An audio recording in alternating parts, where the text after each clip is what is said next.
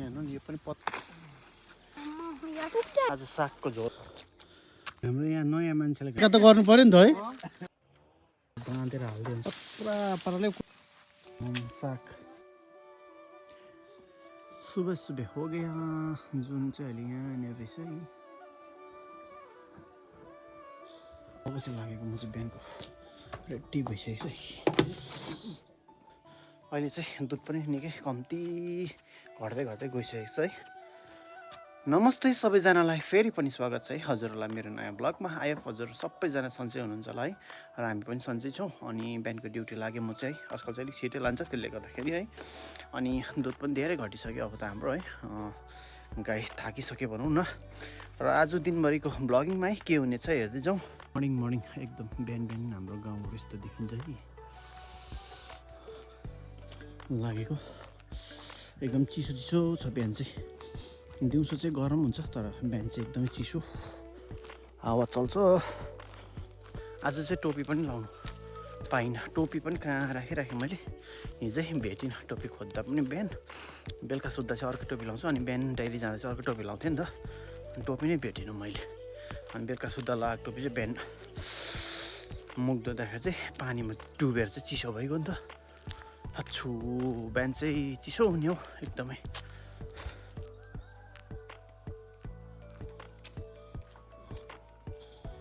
जाँदैछ साथीहरू त्यहाँ जाँदैछ दुई भाइ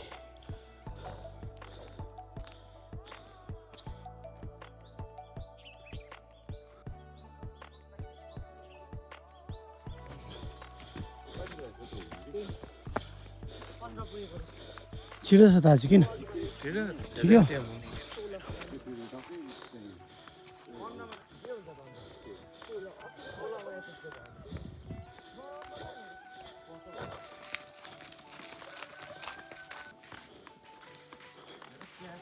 ल सबैजना आइसक्यो है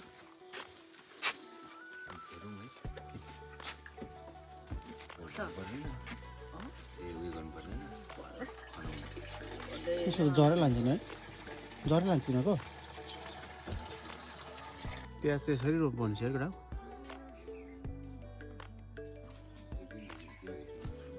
जो दुध भरेर पनि फर्केको चिसो हुन्छ बिहान चाहिँ है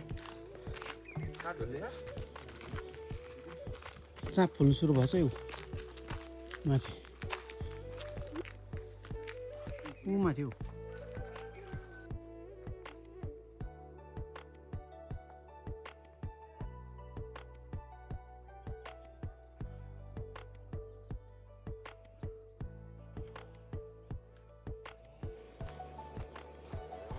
चिसो घर पनि आइपुग्न आँटिसकेँ म चाहिँ अब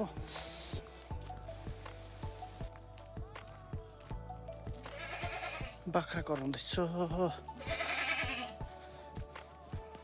बाख्रा निकालिदिनु पर्छ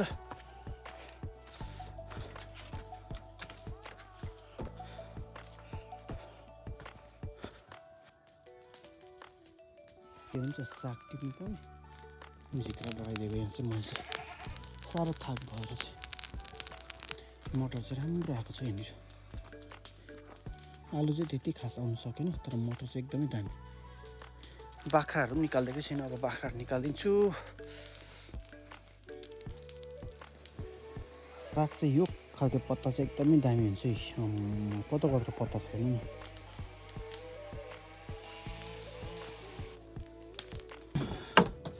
नि बाख्रा छोडिदिनु पर्ला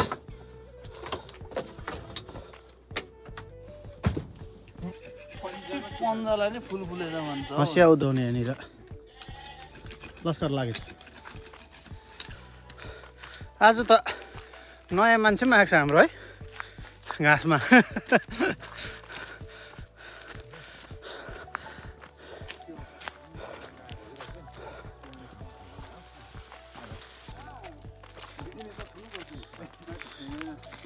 हल्का त उयो गर्नु पर्यो नि भाइ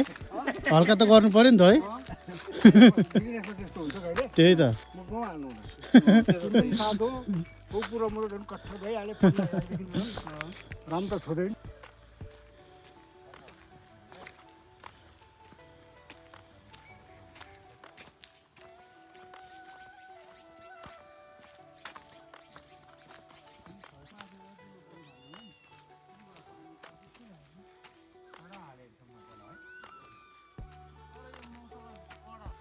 ल अब चाहिँ घाँस चाहिँ माथितिर काटिन्छ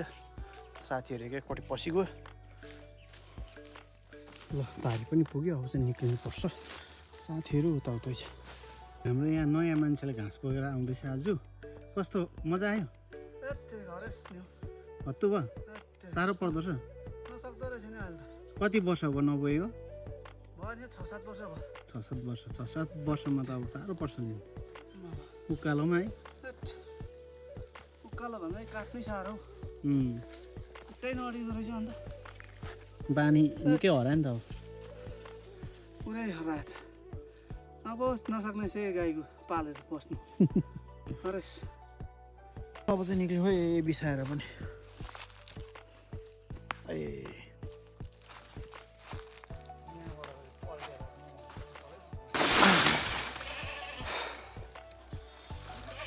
पाठा निक्लेछ नि एउटा त दुईटा निक्ल्यो ल यिनीहरूलाई चाहिँ यस्तो प्रकारले चाहिँ घाँस हालिदिनुपर्छ नभए चाहिँ सबै छर्छ नि त यसरी बाँधेर हालिदियो भने चाहिँ ठक्कै छर्दैन खानुको लागि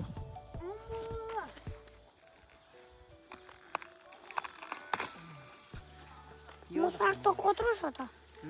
साग त कत्रो यार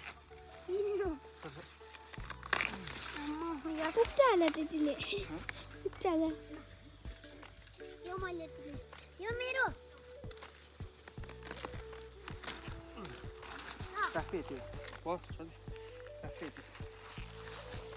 ल आज सागको झोल खाने अरे सागको सुप खुवाउने अरे हो आमाले कता चाहिँ पत्ता नि हेर्नु यो खालको सागको पत्ता भइदियो भने त बर्खामा चाहिँ यतिको हुनुहुन्छ नि यति दामी हुन्थेन दाम पनि दामी पाउँथ्यो ल अब चाहिँ म चाहिँ लागेको बारीमा चाहिँ कुचो थुत्नु सुरु गर्छु फेरि म चाहिँ के गरेको दुईजना त्यहाँ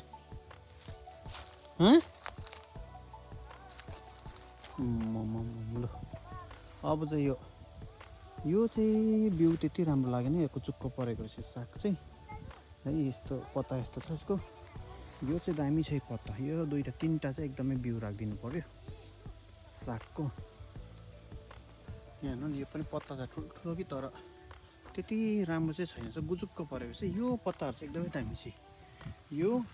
तिनवटा चाहिँ बिउ राखिदिने यो चाहिँ पछि राम्रो हुन्छ यिनीहरू चाहिँ मैले यसो विचार गर्दा पत्ता पनि राम्रो छ यो पनि एकदमै राम्रो रहेछ यो पनि राखिदिने दुईजना दिदीभाइ चाहिँ यहाँ खेलिरहेको छु आफ्नै ढङ्ग यहाँबाट सुरु गरिदिनु पर्यो आज चाहिँ कुचो थुत्नु सबै फुलिसक्यो नि यो कुचोहरू हेर्नु न यस्तो भएको छ अन्त टिकटङ थुत्ने बेला भइरहेछ अन्त पुरै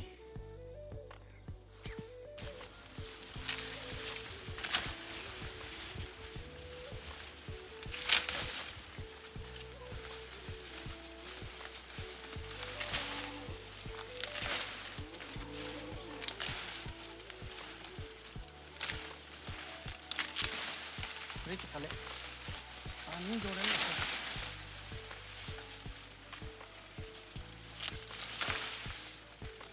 भाडा धेरै सब जोड्छ होला पुरा पाराले कुचो तनाइ छ र मेरो टेक्निक हो नि त यो पनि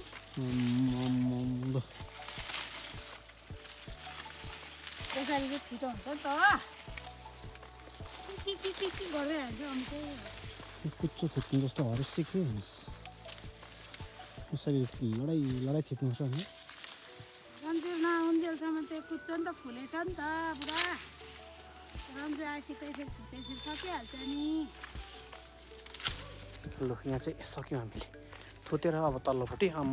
उयो थुत्दा चाहिँ यहाँ चाहिँ लुगाको गति यो हुन्छ मान्छेको गति रहँदैन नि त कुचो थुत्दाखेरि चाहिँ पन्जा एकदम सेफ्टीसँग थुत्नु पऱ्यो जो अब तल ल आज यो पाटा है अनि यो पाटा चाहिँ सक्यो अब उँधो रहेको छ है अनि बटुल्ने अब चाहिँ ट्याग सक्यो ल्याउ त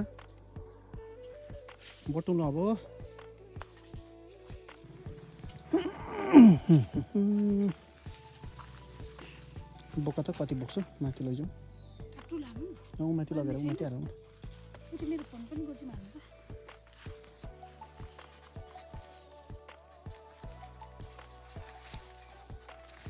मारि जाऊ त्यो हाल्नुहोस्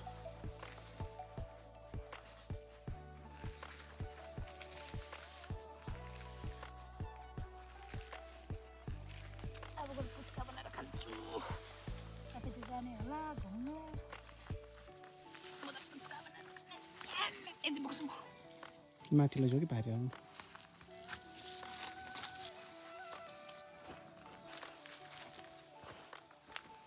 माथि पुरा नै आएको के छिटो माथि यसलाई साटिराख्नु पऱ्यो पानी पनि सुकेछ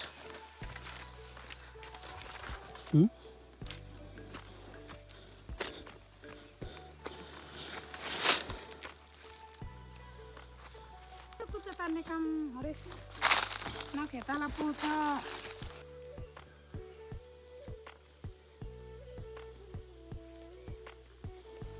अब 3 दिन लाग्नेछ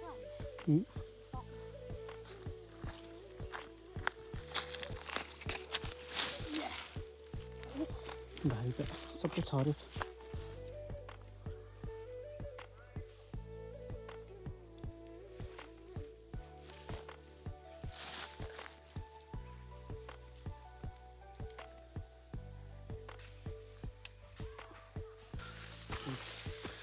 आज चाहिँ यति थुत्यो कुच्चो अब भोलि फेरि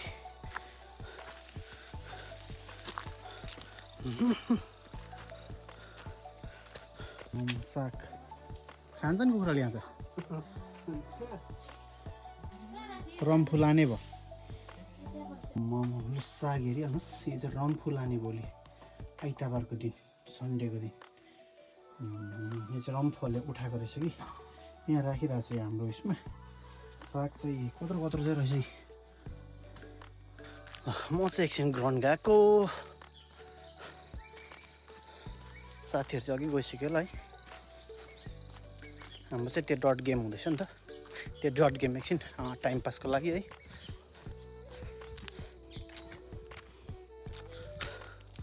यताको चाहिँ मजाको रमाइलो भ्यूहरू छ है मजाको जग्गा छ यताबाट घुम्दै आउनु चाहिँ साथीहरू चाहिँ अघि गइसक्यो होला खेल्नु आफू त अलिक काम गरेर जान्छु घरमा नभए कराउँछ घरमा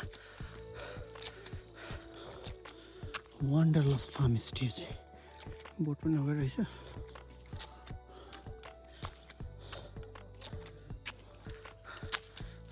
गयो होला केटाहरू है आफू त काम गरेर ढिलो भइहाल्छ के गर्दा हो यता सर्टकट जानु पर्यो यहाँबाट सट्टै उता यहाँबाट चाहिँ खुल्ला हुनुहुन्छ चाहिँ तल उँधो तार खोला चाहिँ यति दामी देख्दैन तर अब त्यस्तो खुल्ला चाहिँ छैन है अहिले चाहिँ तल लाग्दाखेरि केही त देख्दैन तल नलागेको बेलामा एकदमै खुल्ला भएको चाहिँ मजाको देख्छ त्यहाँ हेर्नु चरा बसिरहेको छ के खान आएको होला यिनीहरू चाहिँ यहाँनिर ल यहाँबाट उतापट्टि चाहिँ खेला हुँदैछ यहाँबाट ग्राउन्ड छ है त्यो ग्राउन्डमा चाहिँ खेला हुन्छ साथीहरू अघि आएर त्यहाँ एकदम कराउँदैछ र यहाँबाट यस्तो खालको भ्यूहरू पनि देखिन्छ है यो चाहिँ फरेस्ट एरिया हो तर मजाको छ भ्यूहरू हेर्नुको लागि हेर्नु न मजाले सुरु भइसकेको छ काँड चाहिँ सुरु गरिसकेछ अघि नै काँड चाहिँ काँड खेल्ने गोली खेल्ने एकै ठाउँ आज त काँड खेल्ने बेसी रहेछ गोली खेल्ने हुँदा नि कम्तीजना छैन काँड खेल्ने चाहिँ लु यो चाहिँ ग्राउन्ड हो तल्ले चल्दो रहेछ केटाहरूको खेला चाहिँ काँडको चाहिँ